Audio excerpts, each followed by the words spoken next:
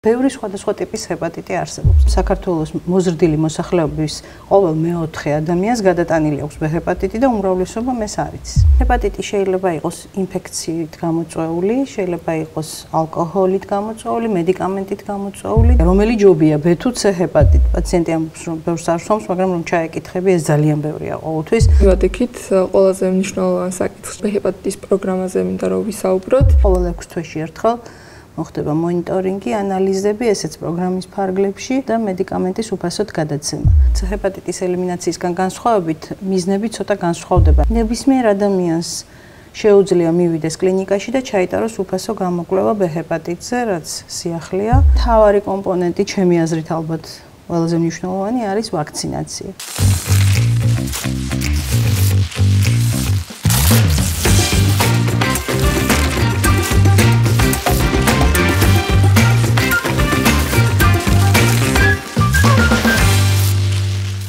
მოგესალმებით, თქვენ უყურებთ ჯანმრთელობის დღიურებს. დღევანდელი ჩვენი სასაუბრო თემა შეეხება საზოგადოებრივი ჯანდაცვის ერთ-ერთ მნიშვნელოვან გამოწვევას, b ჰეპატიტის ვირუსს და ჩვენი სტუმარი არის ექიმი-ინფექციონისტი ქალბატონი მაია ბუცაშვილი. მოგესალმებით ქალბატონო მაია, დიდი მადლობა მოგწონებისთვის და დროის დათმობისთვის. დღევანდელი საკითხი, რომელზეც გსურს რომ ვისაუბროთ, საკმაოდ მნიშვნელოვანი არის საქართველოსთვის. როგორც მსოფლიოში, ასევე საქართველოსთვის იგი წარმოადგენს დიდ გამოწვევას და პრობლემას და სანამ უშუალოდ b ჰეპატიტზე ვისაუბრებთ, მოდი მაყურებელს ავუხსნათ, რა არის ზოგადად ჰეპატიტები, რა განმასხვავებელი თვისებები აქვთ მათ და რატომ ერთიანდებიან ისინი ერთი სახელის ქვეშ. მადლობა ძალიან მნიშვნელოვანი თემით დაინტერესებისთვის. ჰეპატიტი სიტყვა ნიშნავს ღვიძლის ანთებას. ანუ ნებისმიერი ანთება ღვიძლის ამ სახელწოდების ქვეშ გვაქვს. ჰეპატიტი შეიძლება იყოს ინფექციით გამოწვეული, შეიძლება იყოს ალკოჰოლით გამოწვეული, მედიკამენტით გამოწვეული და ბევრი სხვადასხვა ტიპის ჰეპატიტი არსებობს.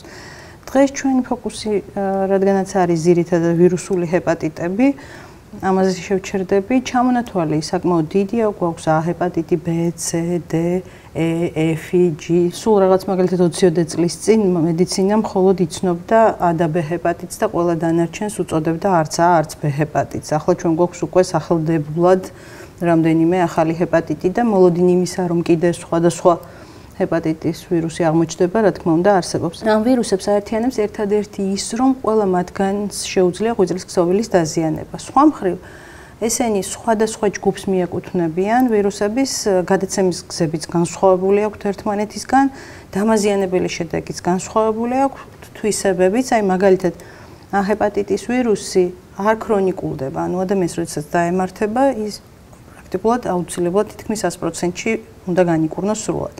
B და C ჰეპატიტის ვირუსებს აქვს მაღალი ალბათობა იმის, რომ გაქრონიკულდეს, ანუ დარჩეს ადამიანთან ერთად და გამოიწვიოს სტაბილურად მიმდინარე ინფექცია. და ასე შემდეგ. ანუ კიდევ ერთხელ ვიმეორებ, უბრალოდ მათ აერთიანებს ყველას ის, რომ შეუძლიათ ღვიძლის დაზიანება. საზოგადოების ნაწილი ხშირად ფიქრობს ხოლმე, რომ ჩამოთვლილი ჰეპატიტებიდან მაგალითად C ჰეპატიტი არის ყველაზე მნიშვნელოვანი. ალბათ იმიტომ, რომ C ჰეპატიტის გარშემო ცნობადობა უფრო მაღალია და B ჰეპატიტი თითქოს ყურადღების მიღმა რჩება ხოლმე. რას ეტყოდით ამ ადამიანებს, რომლებიც ასე ფიქრობენ, რომ მხოლოდ C ჰეპატიტი არის მნიშვნელოვანი? ერთი სანამ ამაზე გადავალ, მინდა თქვა, რომ დღემდე დამკვიდრებულია ტერმინი ბოტკინის დაავადება, რომელსაც ხშირად ახსენებენ პაციენტები. ბოტკინის დაავადება აღარ არსებობს ეს ტერმინი კლასიფიკაციაში, თუმცა ერქვა A ჰეპატიტს. ამიტომ, როდესაც პაციენტს დიაგნოზს უსვამთ, ხშირად იოცებენ და ამბობენ, რომ ბოტკინი არ მქონია. და ამიტომ მინდა გავმარტო, რომ B და C ჰეპატიტი არაფერ შუაში არ არის ამ ტერმინთან, ზოგადად ეს ტერმინიც აღარ გამოიყენება. რაც შეეხება თქვენ კითხვას, კი ეს ლოგიკურია, იმიტომ რომ ჩვენ ვიცით, რომ უკვე 10 წელია ქვეყანაში C ჰეპატიტის ელიმინაციის პროგრამა მიმდინარეობს და აქცენტირებულია ეს დაავადება. ძალიან ბევრ ადამიანს აქვს საქართველოში, თან ჩვენ ვიცით, რომ სამწუხაროდ მსოფლიოში გავრცელებით პირველ ხუთეულში იყო ჩვენი ქვეყანა და 2015 წელს იმიტომაც დაიწყო ეს პროგრამა და თუმცა თავიდან ცნობიერება C ჰეპატიტზეც დაბალი იყო, ძალიან სტიგმატიზებული იყო ეს დაავადება. ახლა ნელ-ნელა ამ მიმართულებით განათლება მუდმივად მუშაობს და ძალიან კარგია, რომ დღეს ჩვენც ამას ვემსახურებით. რაც შეიძლება ხშირად უნდა ხდებოდეს ამ მესიჯების გამეორება და C ჰეპატიტზე მეტნაკლებად მივახციეთ ინფორმირებულობის ნორმალურ დონეს, თუმცა აქაც ბევრია სამუშაო. B ჰეპატიტზე ეს ახლა იწყება. ზოგიერთმა ადამიანმა არც კი იცის რა დაავადებაა და შესაბამისად ჯერ კიდევ წინ გვაქვს სამუშაო.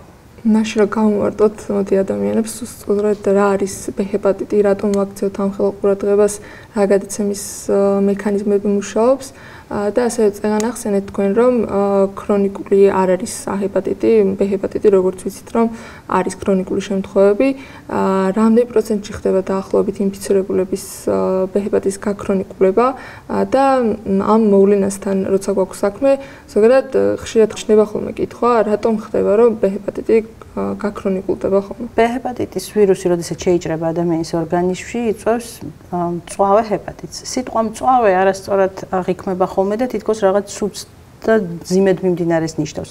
მწვავე შეიძლება საერთოდ უსიმპტომო იყოს. მწვავე უბრალოდ ქვია პერიოდს, ანუ ვირუსის შეჭრიდან 6 თვე. ქვია მწვავე ჰეპატიტი, რომელიც შეიძლება სიმპტომებით მიდიოდეს, ანუ ადამიანს დაემართოს სიყვითლე, ტემპერატურის მომატება, გულისრევა და ასე შემდეგ. შეიძლება ეს მწვავე პერიოდი სრულიად უსიმპტომოდ წარიმართოს და ძალიან ბევრმა ადამიანმა საერთოდ არ იცის, რომ ჰეპატიტის ვირუსი იყო მის სისხლში. აქვე ვიტყვი სტატისტიკას, რომ საქართველოს მოზრდილი მოსახლეობის ყოველ მეოთხე ადამიანს გადატანილი აქვს ჰეპატიტი და უმრავლესობამ ეს არ იცის. ამ მწვავე პერიოდის შემდეგ უკვე ნაწილს ვირუსი დარჩება ქრონიკული ფორმით, ეს არის 5-10% და ნაწილის იმუნიტეტი განდევნის მას და გადატანილი ჰეპატიტის სტატუსი დარჩება, ასე ვთქვათ. ძალიან ხშირად პაციენტები ძალიან გულუბრყვილო კითხვას ვამენ ხოლმე, მაგრამ რაღაცნაირად თითქოს ასახსნელად კარგია, რომელი ჯობია, B თუ C ჰეპატიტი. და ამ კითხვას თუ გავუყვებით, შეიძლება რომ რამდენიმე ნიუანსით განვასხვაოთ, იმიტომ რომ რატომღაც ეს კითხვა ხშირად პაციენტებს აქვთ. მაგალითად, ჰეპატიტი, ასე ვთქვათ, ჯობია იმით, რომ უფრო მაღალი აქვს თვითგანკურნების მაჩვენებელი. თუ კი C ჰეპატიტის ვირუსი 80%-ში იწვევს გაქრონიკულებას, ჰეპატიტის ვირუსი მხოლოდ 10%-ში. უბრალოდ ჰეპატიტი უფრო გავრცელებულია, უფრო მეტ ადამიანს აქვს გადატანილი და შესაბამისად ის პატარა პროცენტიც, ვისთანაც ქრონიკული რჩება დაავადება, აბსოლუტურ რიცხვებში ბევრი გამოდის. გადაცემის გზებზე მეკითხებოდით, აი აქაც განსხვავებულია ეს ორი ვირუსი გადაცემის გზების მხრივ. ჰეპატიტის ვირუსი უფრო ადვილად გადამდებია, მაგალითად სქესობრივი გზით დედიდან ბავშვზე. ჰეპატიტის ვირუსს ნაკლებად ახასიათებს სქესობრივი გზით გადაცემა, სულ 2% აქვს და დედიდან ბავშვზეც დაბალია. ეს იმიტომ ხდება, რომ ჰეპატიტის ვირუსი გარემოში ძალიან გამძლეა. ერთ-ერთი ყველაზე გამძლე ვირუსია, შეუძლია წლები იცხოვროს ზოგი გარკვეულ ტემპერატურაზე და აქედან გამომდინარეობს ის, რომ მაგალითად ჰეპატიტის გადაცემის შემთხვევები ჩვეულებრივი საოჯახო კონტაქტებითაც შეიძლება და სამწუხაროდ ხშირად ერთ ოჯახში რამდენიმე ადამიანს აქვს ხოლმე, რომელთა შორის მაგალითად სხვა გზები არ არის გადაცემის, უბრალოდ იმიტომ რომ ადამიანის ორგანიზმის გარეთ შეიძლება ეს ვირუსი ზედაპირებზეც ცხოვრობდეს დიდხანს და დამაინფიცირებელი უნარი შეინარჩუნოს, დაზიანებულ კანზე ხშირი კონტაქტისას შეიძლება მოხდეს ინფიცირება, რაც არ აღინიშნება მაგალითად C ჰეპატიტის შემთხვევაში. ესე იგი, საყოფო ცხოვრებო გზით გადაცემის შემთხვევები სწორედ იმიტომ არის უფრო ჰეპატიტის შემთხვევაში, რომ მდგრადია ვირუსი გარემოში, ხო? ძალიან მდგრადია გარემოში, კი. და დაახლოებით რო გითხრათ, არის თუ არა საჭირო დიდი რაოდენობით მოხვედრა ორგანიზმში ამ აგენტის, რომ ადამიანი ინფიცირდეს? არა, მცირე დამაინფიცირებელი დოზაც საკმარისი შეიძლება აღმოჩნდეს, რომ დაინფიცირდეს ადამიანი. მგონი მივადგეთ ყველაზე მნიშვნელოვანი საკითხს ჩემი აზრით, ჰეპატიტის პროგრამაზე მინდა რომ ვისაუბროთ. როგორც ვიცით, თქვენ და თქვენი ჯგუფი დიდი ხნის განმავლობაში მუშაობდით ამ პროგრამაზე და მაყურებელს რომ ავუხსნათ, ზოგადად რა მიზნებს ისახავს ჰეპატიტის პროგრამა. დიახ, ჩვენ როგორც ვიცით, ჯანდაცვის მსოფლიო ორგანიზაციამ დაისახა მიზნად 2030 წლისთვის ჰეპატიტების ელიმინაცია. და ჩვენი ქვეყანაც ჰეპატიტის ელიმინაციის პროგრამა, როგორც ვთქვით, უკვე მე-10 წელია მიდის და ჰეპატიტსაც შევუერთდით. ახლა თუმცა ეს პროგრამა ცოტა ადრეც უნდა დაწყებულიყო, მაგრამ გარკვეული ბარიერების გამო, როგორც იქნა, ამ ზაფხულს გაეშვა. აქ მინდა გამომარტოთ, მართალია მას ჰეპატიტის ელიმინაციის პროგრამა ქვია, მაგრამ ჰეპატიტის ელიმინაციისგან განსხვავებით მიზნები ცოტა განსხვავდება, იმიტომ რომ ჩვენ ვიცით, რომ თუ ადამიანს ჰეპატიტი აქვს ქრონიკული, ის სრულად ვერასოდეს ვერ განიკურნება, ამიტომ ელიმინაცია ცოტა პირობითია, მისი სრული აღმოფხვრა შეუძლებელია უბრალოდ ყველა ის ადამიანი, ვისაც ჭირდება მკურნალობა, თუ იქნება მკურნალობაზე, ყველა ის ადამიანი, ვისაც ვაქცინაცია ჭირდება, აიცრება, ვირუსის ტვირთი საზოგადოებაში მკვეთრად შემცირდება და ეს არის მიზანი ელიმინაციისაც და ამას უნდა მივახციოთ ჩვენც 2030 წლისთვის. პროგრამა მიზნად ისახავს სკრინინგს, საყოველთაო სკრინინგს, ანუ B ჰეპატიტზე გამოკვლევას ყველა ადამიანის უკვე აღარ არის აქ ლაპარაკი რისკის ჯგუფებზე. აქამდეც იყო სკრინინგი, მაგრამ მიზანმიმართულ რისკის ჯგუფებზე. ახლა ლაპარაკია საყოველთაო სკრინინგზე, ანუ ნებისმიერ ადამიანს შეუძლია მივიდეს კლინიკაში და ჩაიტაროს უფასო გამოკვლევა B ჰეპატიტზე, რაც სიახლეა. ასევე პროგრამა მიზნად ისახავს იმ პაციენტებში, რომლებთანაც გამოვლინდება B ჰეპატიტი, ანუ ქრონიკული ფორმით და ამისთვის მინიმუმ 6 თვიანი შუალედით 2 დადასტურებული პასუხი უნდა არსებობდეს, რომ ადამიანს აქვს B ჰეპატიტი, რაც უკვე ნიშნავს, რომ მას აქვს ქრონიკული ფორმა და თვითგანკურნება აღარ მოხდება. ასეთ ადამიანებში ხდება მერე უკვე სხვა კვლევების ჩატარება, რომლითაც ხდება შეფასება თვითონ ვირუსის აქტივობის, ღვიძლის დაზიანების ხარისხის და ასე შემდეგ. და აქ უკვე გამოიკვეთება ის ქვეჯგუფი, რომლებსაც სჭირდებათ ანტივირუსული მკურნალობა. აქაც აი განსხვავებით ჰეპატიტისგან, როდესაც ყველა ადამიანს ვისთანაც ვირუსი მრავლდება, უნიშნავთ მკურნალობას. აქ ცოტა განსხვავებულია, ნიშნავთ გარკვეულ ჯგუფებში, ანუ ვინც აკმაყოფილებს იმ კრიტერიუმებს, სადაც აუცილებლად უნდა მოხდეს მკურნალობის დაწყება. იმიტომ რომ მე ადრეც ვახსენე, ჰეპატიტის მკურნალობა არ არის რაღაც გარკვეული დროის განმავლობაში, ეს არის უვადო და თუ დაიწყო ადამიანმა მკურნალობა, დღეის მდგომარეობით მთელი ცხოვრება უნდა მიიღოს მედიკამენტი. რა თქმა უნდა, ადრე თუ გვიან მედიცინაში გაჩნდება ისეთი მედიკამენტიც, რომელიც სრულ განკურნებას მიაღწევს, მაგრამ დღეის მდგომარეობით ასე. იმ ადამიანებში, ვისთანაც ჩაითვლება ექიმის მიერ, რომ საჭიროებს ანტივირუსული მკურნალობის დაწყებას, უკვე სახელმწიფო პროგრამის ფარგლებში უფასოდ დაიწყება ანტივირუსული მედიკამენტი და ყოველ 6 თვეში ერთხელ მოხდება მონიტორინგი, ანალიზები, ესეც პროგრამის ფარგლებში და მედიკამენტის უფასოდ გადაცემა. და მესამე მთავარი კომპონენტი, ჩემი აზრით ალბათ ყველაზე მნიშვნელოვანი არის ვაქცინაცია. ჩვენ ვიცით, რომ მასიურად ვაქცინაცია B ჰეპატიტზე საქართველოში დაიწყო 2002-2003 წლიდან. შესაბამისად, მანამდე დაბადებული მოსახლეობა ფაქტიურად აუცრელი ყავს, გარკვეული გამონაკლისების გარდა და აი ამ ადამიანების ვაქცინაცია უკვე შესაძლებელი პროგრამის ფარგლებში, უბრალოდ სამწუხაროდ აი სურვილი და მზადყოფნა ძალიან დაბალია და აქ დიდი მუშაობა გვჭირდება, რომ ცნობიერება გავზარდოთ და სურვილი გაუჩინოთ ადამიანებს ვაქცინაციას. გასაგებია. რამდენიმე კითხვა მექნება. პირველ რიგში, პირველ ეტაპზე რომ ვისაუბროთ, თქვენ წეგან ახსენეთ, რომ ბევრი ასეთი შემთხვევა, რომ ისე გადაიტანენ დაავადებას ვერ იგებენ, ან ისე არიან ტარებლები, რომ ამის შესახებაც არ აქვთ ინფორმაცია. აი, რაზე დაყრდნობით შეიძლება რომ მიმართოს სამედიცინო ცენტრს რიგით პიროვნებამ B ჰეპატიტის სკრინინგისთვის. საქართველოს ნებისმიერმა მოქალაქემ უნდა მიიღოს ეს გადაწყვეტილება, ანუ კარგია რომ პროგრამას მის ფარგლებში უკვე შესაძლებელია. ის რომ თქვა ჩვენ დავიწყოთ ფიქრი რომ გვაქვს თუ არა უფრო მაღალი რისკი, ანუ დამემართებოდა მე თუ არა და ამიტომ მაქვს თუ არა ესა თუ ის სიმპტომი, ეს ვერ მიგვიყვანს სწორ გადაწყვეტილებამდე. ამიტომ აქ უფრო სწორხაზოვნად არის საკითხი. ნებისმიერმა ადამიანმა გარკვეული პერიოდულობით და ეს პერიოდულობა 6 თვიდან 1 წლამდეა უნდა იტაროს სკრინინგი. თუმცა თუ არის ვაქცინირებული, აღარ დაჭირდება შემდეგ ეს სკრინინგი. აი მაგალითად C ჰეპატიტზე რადგანაც ვაქცინა არ გვაქვს, ადამიანი სულ უნდა იტარებდეს პერიოდულად სკრინინგს. B ჰეპატიტზე თუ ადამიანი აიცრება, შესაბამისად მერე უკვე სკრინინგის საჭიროებაც აღარ ექნება. გასაგებია, თანმიმდევრულად რომ მიყვეთ, შემდგომ თქვენ ახსენეთ მედიკამენტი, რომელსაც ანტივირუსული თერაპიის ფარგლებში ვიყენებთ. ამ მედიკამენტთან დაკავშირებით მექნება უფრო მეტი კითხვა, როგორი მექანიზმით მუშაობს ეს მედიკამენტი? ჩვენ გვაქვს მაგალითად ისეთი მედიკამენტები, რომლებიც უშუალოდ ვირუსის განადგურებაზე მუშაობენ, როგორც C ჰეპატიტის შემთხვევაში ვიყენებთ. თუმცა არიან მეორე ტიპის მედიკამენტები, რომლებიც უბრალოდ ბოჭავენ კონცენტრაციას ადამიანის ორგანიზმში ამა თუ იმ ვირუსის. ამ შემთხვევაში B ჰეპატიტის საწინააღმდეგოდ როგორ მედიკამენტს ვიყენებთ, რა მექანიზმი აქვს მას და როგორი მოლოდინები უნდა გქონდეს მასთან მიმართებაში? ხშირად არასწორი მოლოდინი აქვთ პაციენტებს, გონიათ რომ B ჰეპატიტის ელიმინაციის პროგრამაში გაჩნდა რაღაც ახალი მედიკამენტები, რომლებიც სრულ განკურნებას გამოიწვევს. სამწუხაროდ ეს ასე არ არის.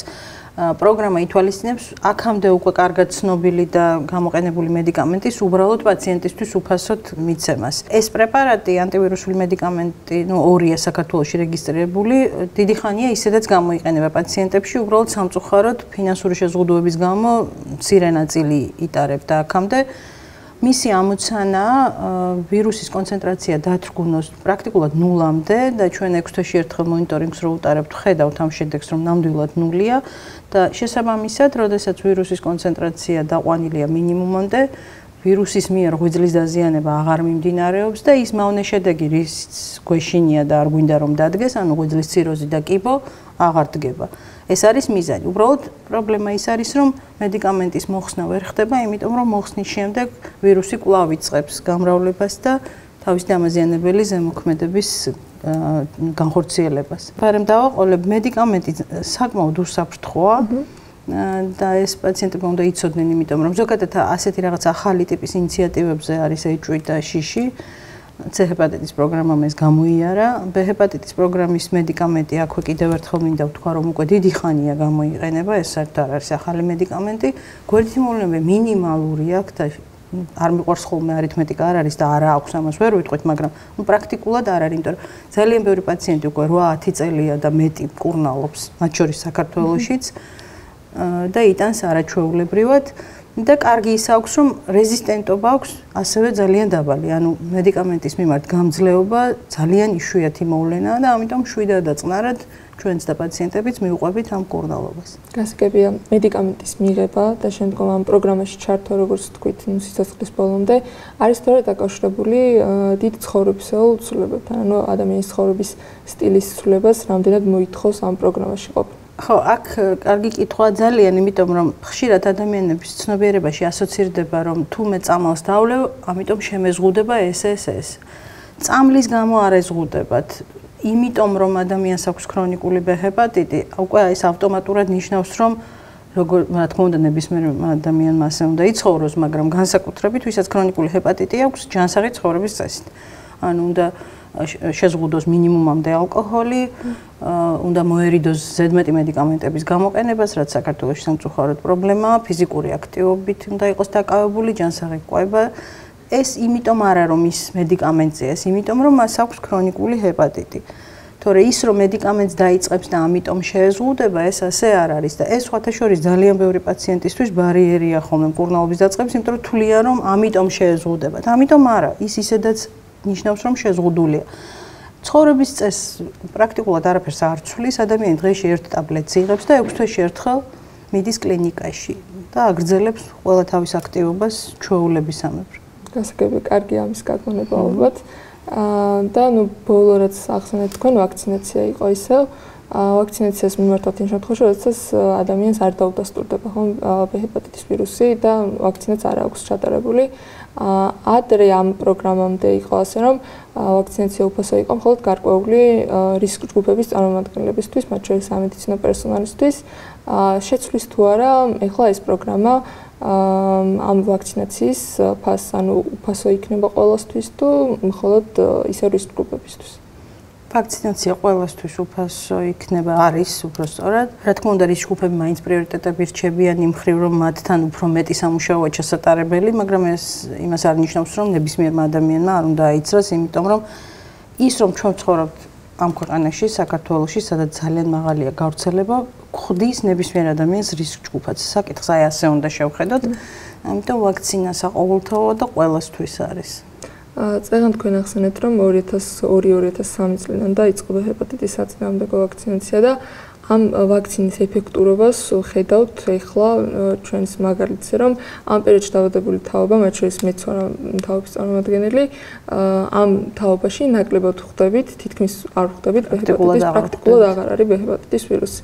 მიუხედავად იმისა, რომ ვაქცინის ეფექტურობა დადგენილი არის 1984 წელს დაინერგა პირველად ვაქცინა, მიუხედავად ამ ხელა ისტორიისა, მაინც დიდ ნებათა ღელვას იწვევს ხოლმე ამ ვაქცინის ჩატარება, განსაკუთრებით იმ პირებში, რომელთვისაც არის სავალდებულო და თვითონ ვაქცინაციაზე რო ვისაუბროთ, მის ეფექტურობაზე, რა გართულებები შეიძლება ახლდეს მას და აქვს თუ არა უკუჩვენებები. კი, ზოგადად ვაქცინების მიმართ მოსახლეობის რაღაც ესეთი ნეგატიური დამოკიდებულება ახალი არ არის. B ჰეპატიტის ვაქცინამაც თავის დროზე სერიოზული პრობლემები გამოიარა და საქართველოში დანერგვა ძალიან რთული იყო მისი. ბევრი რაღაც ისეთი რამ ბრალდებოდა, რაც შეუძლებელია იყოს ამ ვაქცინის ბრალი. COVID-ის საწინააღმდეგო ანტივაქსერულმა კამპანიამ სერიოზულად დააზიანა ყველა სხვა ვაქცინის მიმართ ნდობა, მათ შორის B ჰეპატიტის ძლივს ნდობა მოპოვებული ვაქცინის. მინდა ვთქვა, რომ B ჰეპატიტის ვაქცინა აღიარებულია როგორც ყველაზე უსაფრთხო ვაქცინად, იმიტომ რომ ეს არ არის ცოცხალი ვაქცინა, ეს არ არის დახოცილი ვაქცინა და საერთოდ ეს არ არის მიკროორგანიზმი. ეს არის ვირუსის ერთ-ერთ ნაწილაკთან მიმსგავსებული ხელოვნურად სინთეზირებული ფრაგმენტი, რომელიც დიდი რაოდენობითაც რომ შეუყვანო ადამიანს ჰეპატიტს ვერ გამოიწვევს, იმიტომ რომ თვითონ ვირუსი არ შედის ორგანიზმში არანაირი სახით. და ხშირად პაციენტებს აი ამ მაგალითს ვაძლევ ხოლმე და მე ფიქრდებიან, რომ ყველა ადამიანს ყავს ან შვილი, ნათესავი, მეზობელი და ასე შემდეგ, ვიღაც მაინც ყავს ისეთი, რომელიც ახალშობილობაში 3 კილო რომ იწონის ასეთი ბავშვი იცრება იმ ვაქცინით, რომელზეც მოზრდილი ადამიანი აცხადებს უარს. და აი ამის გაცნობიერება ძალიან ეხმარება ადამიანებს დაფიქრდებიან ხოლმე, რომ მართლაც მათი ჩვილი ბავშვი და შემდგომში კიდევ 3-ჯერ წლამდე ასაკში იმავე ვაქცინაზე მოზრდილი ადამიანი რაღაცა ირაციონალური შიშების გამო აცხადებს უარს. ამიტომ ეს ხშირად უნდა გაუმეოროთ ადამიანებს, რომ დაფიქრდნენ. ყველაზე გულსაყლავი ის არის, როდესაც ჯანდაცვის მუშაკები ამბობენ უარს და ცდილობენ სხვადასხვა გზებით ამ ვალდებულებას შემოუვარონ და ზოგი ალერგიას იმიზეზებს.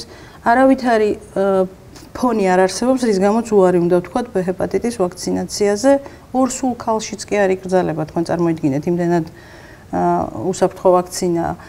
არც ალერგიული რეაქციები არ არის ამის წინააღმდეგ ჩვენება, არც ქრონიკული დაავადებები. ნებისმიერმა ადამიანმა შეიძლება აიცრას. ასევე ერთი კითხვა ხოლმე ხშირად, რომ თუ გადატანილი აქვს ადამიანს B ჰეპატიტი, შეუძლია თუ არა აიცრას. გადატანილი კი არა, მწვავე B ჰეპატიტიც რომ გქონდეს, ვაქცინა ვერაფერს ვერ დაგვიშავებს. უბრალოდ რა თქმა უნდა, თუ B ჰეპატიტი ან ახლა გვაქვს, ან გადატანილი გვაქვს, ეს ვაქცინა უბრალოდ მიზანს კარგავს, აზრი არ აქვს, თორე დაშავებით ვერაფერს ვერ დააშავებს. ამიტომ აქ არის ორი გამოსავალი. ან ადამიანს შეუძლია გაიკეთოს ანტისხეულების ტესტი და გაიგოს გადატანილი აქვს თუ არა და მაშინ მას ეს ვაქცინა უბრალოდ აღარ ჭირდება, თორემ კიდევ ვიმეორებ, თუ ამ ტესტს არ ჩაიტარებს და პირდაპირ აიცრება, ეს არაფერს არ დააშავებს საერთოდ. ანუ წინასწარი გამოკვლევები, როგორც ხშირად ახსენებენ ხოლმე ვაქცინაციისთვის, ნამდვილად არ არის. სავალდებულო დიახ.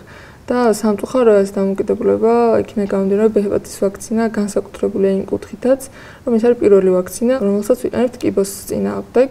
მას მოყვა შემდგომ პაპილომავირუსის საწინააღმდეგო ვაქცინა, რომელსაც საშვილოს მოსყელის კიბოს ასოცირებლად ვიყენებთ და ღვიძლის კიბო, რაც არის ყველაზე დიდი გართულება B ჰეპატიტის, მის აცილებაში გვეხმარება. თქვენ როგორც ახსენეთ, არ არის სავალდებულო წინასწარი გამოკვლევები ამ ვაქცინის ჩასატარებლად, თუმცა იმისთვის, რომ უშუალოდ B ჰეპატიტის პროგრამაში ჩავერთოთ, არის თუ არა საჭირო წინასწარი გამოკვლევების ჩატარება და შემდგომ ვაქცინაცია. დიახ, პროგრამა ითვალისწინებს ჯერ სკრინინგს, ანუ ჩატარებას B ჰეპატიტის სკრინინგს და შემდეგ თუ არ აღმოჩნდა, შემდეგ ვაქცინაციას. ეს რაღაცნაირი ლოგიკური თანმიმდევრობა უბრალოდ და თანაც კიდევ ერთხელ სკრინინგის სტიმულაცია, რომ ადამიანს ჩაუტაროთ და მეორეც 3 დოზა ვაქცინის ზედმეტი ხარჯისგან თავის აცილება, იმიტომ რომ თუ ადამიანს უკვე აქვს ვირუსი, მისთვის აბსოლუტურად აღარ არის სასარგებლო ეს ვაქცინა, თორემ კიდევ ერთხელ ხაზს უსვამს დაშავებით, ის არაფერს არ დააშავებს. და ქალბატონო მაია, ბოლოს შეჯამების სახით, რომ რამდენიმე რეკომენდაცია მოგცეთ, როგორ დავიცვათ თავი B ჰეპატიტის ვირუსისგან და როგორ მოუფრთხილდეთ ჩვენს ღვიძლს, იქნება გამომდინარე B ჰეპატიტის ყველაზე რთულ გართულებას, სწორედ ღვიძლის კიბო წარმოადგენს. ამასთან დაკავშირებით რა რეკომენდაციას მოგცემთ?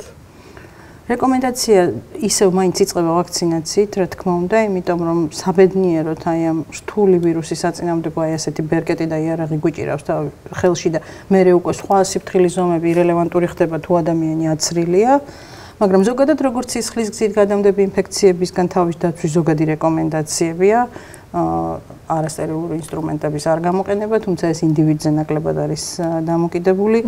დაუცველი სქესობრივი კონტაქტებისგან თავის არიდება, ორსულების სკრინინგი და ასე შემდეგ. თუმცა კიდევ მეორე მაინც ვაქცინა და ვაქცინა.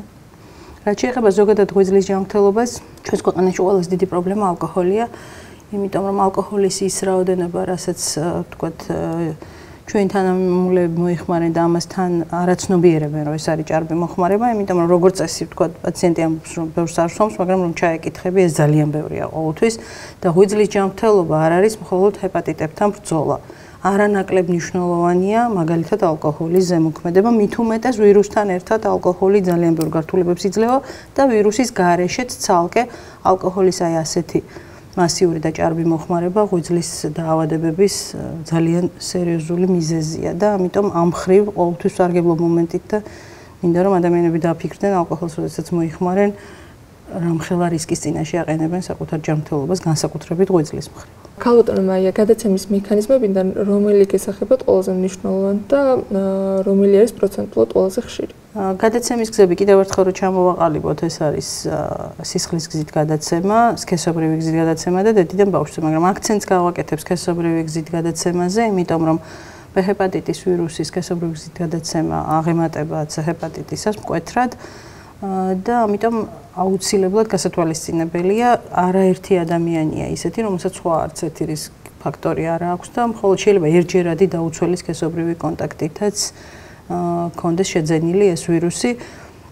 ამიტომ ამ მხრივ ძალიან მნიშვნელოვანია მოფრთხილება და თუ ვთქვათ მაინც შემთხვევით სქესობრივი კონტაქტები აქვს ადამიანს, ეს ადამიანები განსაკუთრებით აუცილებელია რომ აიცრან B ჰეპატიტის წინააღმდეგ. დედიდან ბავშვზე გადაცემას რაც შეეხება, ესე ძალიან მნიშვნელოვანი გზაა, ამიტომაც ორსულების გამოკვლევა ხდება B ჰეპატიტზე ყველა ორსულის და თუ დედას B ჰეპატიტი აქვს, ახალშობილს უტარდება შესაბამისი პროფილაქტიკური თერაპია. დიდი მადლობა ქალბატონო მაია ამ უწურავი ინფორმაციისთვის. დღეისთვის ამით გემშვიდობებით, ჩაიტარეთ სკრინინგი და აიცეთ.